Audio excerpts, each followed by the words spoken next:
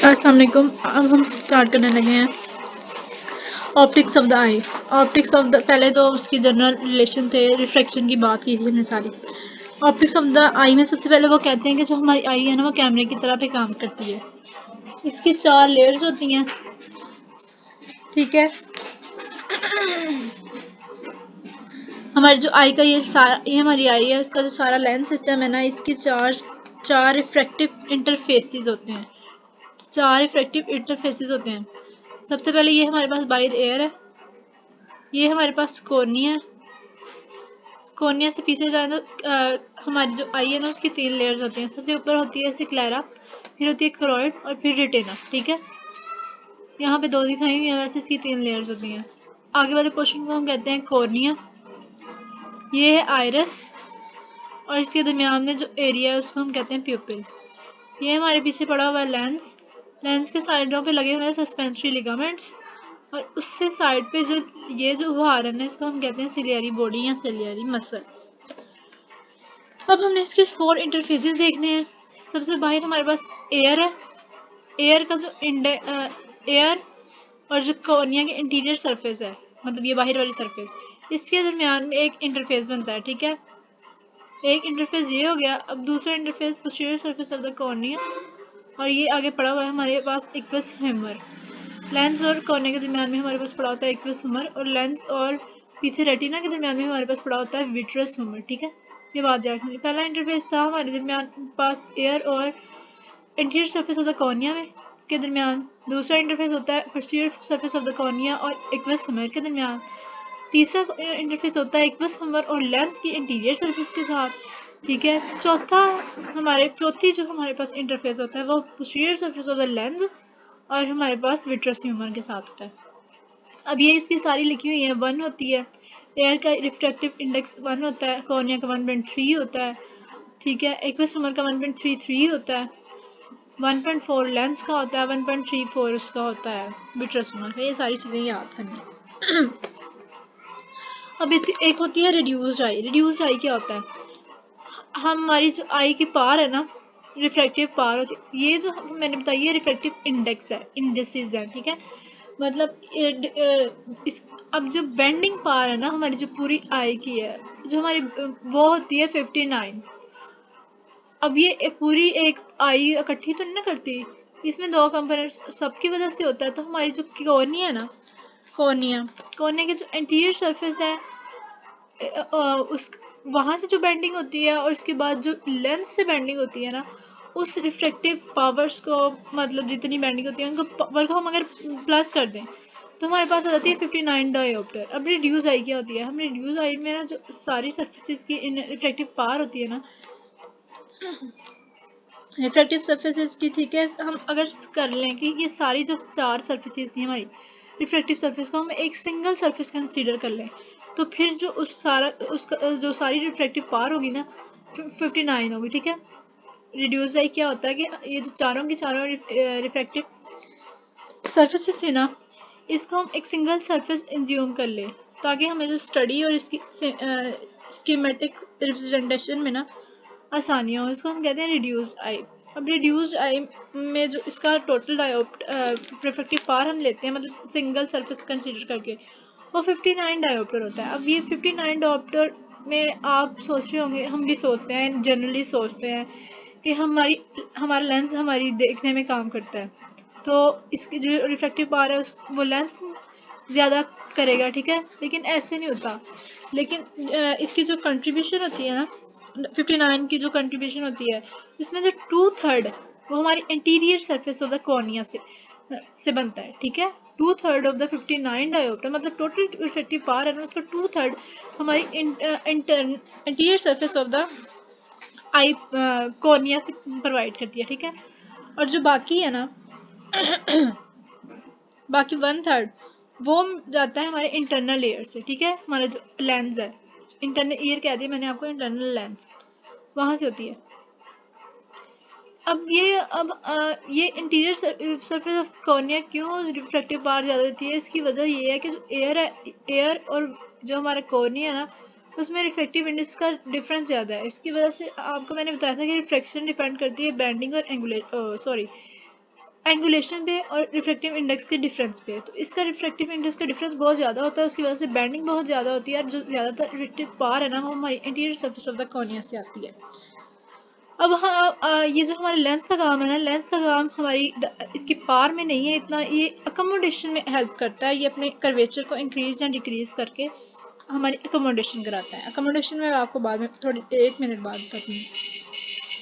अब हमारी जो आई है, हमारा जो ये जो रेटिना है, मैंने बताया ना आपको इसकी 3 लेयर्स होती हैं। सबसे ऊपर वाली स्क्लेरा, फिर अंदर होती है क्रोइड और फिर रेटिना। अब रेटिना पे जाके हमारा जो इमेज बनने का ना वो इन्वर्टेड होगा, लेकिन जो हमारा ब्रेन है ना वो इसको ऐसे ही मतलब परसीव ऐसे ही करता है कि जो हमारी इसको मतलब अपराइट पोजीशन में ही करता है। इन्वर्टेड इमेज को नॉर्मल के तौर पर ही हमारा ब्रेन परसीव करता है, क्योंकि उसमें ऐसी ओरिएंटेशन होती है कि वो हमारे नॉर्मल की तरह ही रेटिना पे बनता इन्वर्टेड इमेज है। लेकिन हमारे ब्रेन में परसेप्शन जो जाती है ना वो सीधे इमेज ही आती है। ऐसे तो नहीं होता कि हम किसी चीज़ को देख रहे हैं, वो इमेज तो हमारा उल्टा बन रहा है, तो हमें उल्टी नज़र तो नहीं ना आ रही होती, नज़र तो हमें सीधी ही आ रही होती है। तो इसकी वजह से ब्रेन पे जो परसेप्शन है ना, ब्रेन पे जब जाके इमेज ब्रेन हमारा उसको नॉर्मल ही कंसिडर करता है। ठीक, अब हम देखते हैं अकोमोडेशन। अकोमोडेशन क्या होता है कि अगर हम दूर देख रहे हैं, अकोमोडेशन कहते हैं कि हमारे आई हम कहीं किसी चीज़ को दूर देख रहे हैं, ठीक है, कहीं पे बैठे हुए हैं, ऑडिटोरियम में बैठे हुए हैं, तो हम बहुत ज़्यादा दूर देख रहे हैं। हम अचानक हमने एक अपने से आगे वाली सीट को देखना है, हमने नियर देखना है, दूर से हमने अचानक नियर देखना है, तो हमारी आई में जो चेंजेस आती है ना उसको हम कहते हैं अकोमोडेशन। अब अकोमोडेशन कैसे होती है? अब अकोमोडेशन पहले मैं बता दूँ कि जो चिल्ड्रन है ना उनमें 14 डायोप्टर तक अकोमोडेशन इंक्रीज हो सकती है, मतलब 59 से 14 अगर ज़्यादा कर दे, ठीक है, 15 डायोप्टर चेंज हो सकते हैं चिल्ड्रन में। ये तो होगी चिल्ड्रन की बात। लेकिन जो यंग पर्सन होते हैं ना उसमें ऐसा नहीं होता, उसमें तो कम हो जाती है थोड़ी। तो हमारा जो लेंस है ना,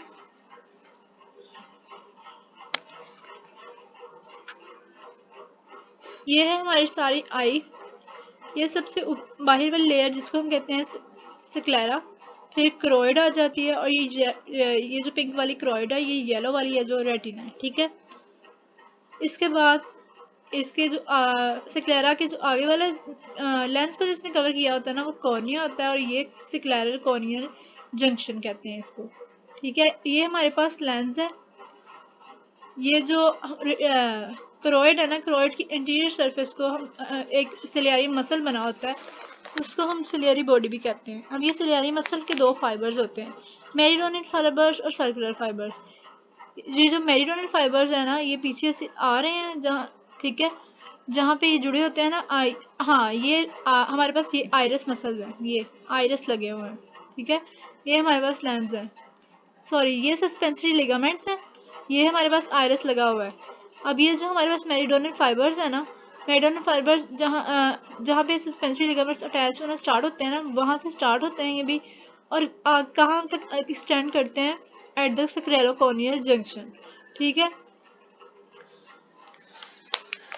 अब मैं बता रही थी, अब ये हम दूर देख रहे हैं ना, किसी चीज़ को दूर देख रहे हैं, तो हमारी जो आंखें होती हैं रिलैक्स करती हैं। हम किसी चीज़ दूर देख रहे हैं तो हमारे जो सीलियरी मसल्स होते हैं ना ये रिलैक्स करते हैं। पहले आप इनका मैकेनिज्म देख रहे हैं कि जब ये मेरिडोनल फाइबर्स है ना, जब ये कंट्रैक्ट करेंगे तो ये पीछे को जाएंगे ना, तो उसकी वजह से ये जो लेंस है ये भी पीछे को चला जाएगा। लेंस फ्लैट से थोड़ा हो जाएगा हमारे पास, क्या हो जाएगा, स्फेरिकल हो जाएगा। इसी तरह जब ये जो सर्कुलर फाइबर्स है ये जो कंट्रैक्ट करते हैं तो उसके साथ ये जो कंट्रैक्ट करने की वजह से इस पे जो टेंशन है ना, ये जो हमारे सस्पेंसरी लिगामेंट्स हैं उस पर टेंशन कम हो जाती है और वो इस लेंस को छोड़ देता है और ये स्फेरिकल हो जाता है। अब देखें हम किसी जब दूर जगह पे देख रहे हैं तो हमारी ये सिलियरी मसल्स ना रिलैक्स हैं, सिलियरी मसल्स हमारे रिलैक्स हैं।